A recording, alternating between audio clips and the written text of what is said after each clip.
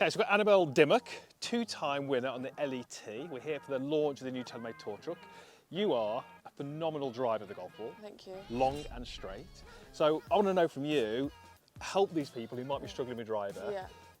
What makes a difference to you? Is there anything that you are working on, or any drills, or anything you've done which has really kind of elevated your driving? Yeah, for me, I think I get a lot of questions on Instagram. When I go to a tournament, I have an alignment stick stuck kind of parallel in front of me, and the amount of questions, I'm like, why is that there? Why is that there? And for me, when I'm not driving well and I'm trying to hit it too hard, which also is a misconception. If you want to hit it long, you can't go after it and try to hit it long. It's something that comes from a great rhythm, great technique. And yeah, I think it also comes from looseness and relaxedness. You know, when your muscles are relaxed, they move quicker. Yep. So for me, my bad sort of tendency is to try and push my hands in front. Oh, okay, like you would for an iron? Like an iron. Obviously, iron swing, great. Driver, for me, I do it kind of too much. So for me, I need to feel like I'm delivering that club head back onto the ball, and the shaft kind of gets into that set-up position. Okay. Hence why I have that alignment stick kind of, I'll show you. Okay, yeah, I was going to say, put one in there. So when I get to a tournament, kind of I'll get on the range on a Monday, Tuesday, and I'll always do this drill just as like a reminder to myself. And it stops me going after the shot and trying to hit it too hard. So obviously I'm trying to feel like I am delivering that shaft back in line with that. Obviously that's giving me my true loft on the driver, and it kind of somehow gets that overspin with the driver. Yeah, so it's obviously flying quite high. When I'm in hot countries, you want a high ball flight. The ball, like when I'm going out to South Africa next, if you can get it up in the air as much, it kind of seems to stay there for a long time. Perfect. And get that overspin. So it's the best of both worlds. And obviously with the tailor-made guys, they know how to get the right spin and things like that. So that would be what I am working on at the minute, and it's like a constant thing I need to keep working on. So when I play a lot of golf, and you know, you want to hit it hard, and it's like, ooh, get in there. But for me, it's the opposite. All right, we'll hit one, and then I'll ask you a little bit about kind of how you go about doing that. But let's say you hit one first. So obviously this stick is behind a bit, and everyone's like, well, surely that's hands behind, but actually I'm trying to get the club back to square here. Yeah, so you're trying to get the club shaft back to neutral, basically. That's exactly it, yeah. I mean, that's kind of moving off a bit right. For me, I like to see the ball moving right to left. But don't hate it. That was good. I mean, I'm taking that all day long. That was right side of the fairway. I'm sure these people watching would take that as well. So is this just a feel thing? As in, are you trying to, is it right arm, left arm, or is it just more being aware of the club head and kind of just visualising where it is? It's a feel thing. I think if we slowed it down, you'd always see that my hands are going to be in front when I hit.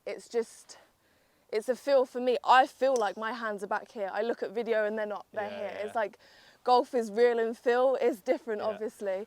But it's just, I'm not technical at all. I don't work well with feeling technical things. So if I have personally something visual that is helping something technical, that's when I can go and play with that. I wish I could. There's some people, you know, that are like P1s, P2s. I'm personally not that sort of player. So for me, when I walk away with my coach, it's like, this is where we want to be. This is the feeling and what we're going to do to try and achieve that kind of thing. And that's all I think about. And then he'll look at the other stuff.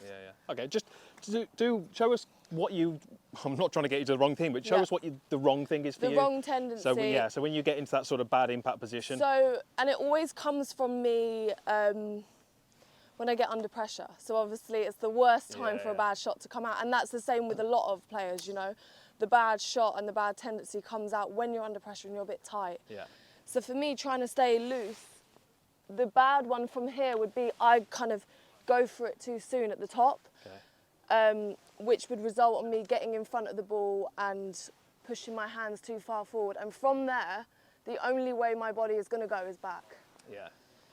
So just go to the top, because when I coach, and obviously it's my job to learn as much as I can about the golfing and convey it in a pretty simple message, but if you do a backswing for me, so when we look at the great players, if we track their hands, they accelerate and they get to their fastest point about here, but then they slow down which allows then the club to deliver go. back down to And there's so many golfers out there who are trying to like hold this angle for as long as they can. I think getting this a whole lot of position here, pulling the arms down, is so important, but I think it's misinterpreted to all the way through the shot. Exactly, yeah. You've got to get them going fast and then slow them down to let the club head. You've got to get that bit of lag, but you've got to get the club head back onto the ball. If you can't get it out, no good. Go on, here's another one. And I also think that's probably where a lot of slicing is, isn't it? 100%, yeah. If you start leading with these, the face is open, you're less off. So, well, hit this one, I want to ask you another question. But so I'm feeling here like that. Yeah.